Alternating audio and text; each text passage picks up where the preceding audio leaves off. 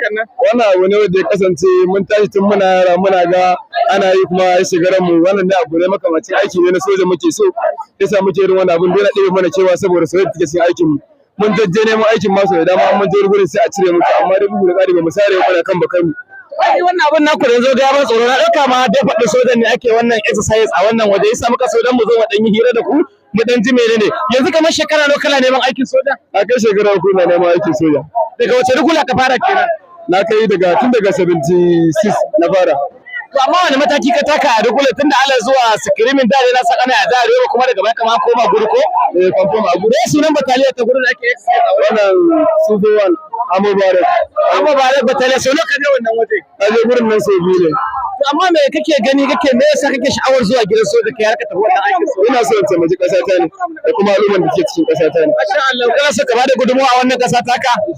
To masha Allah kun ji ɗaya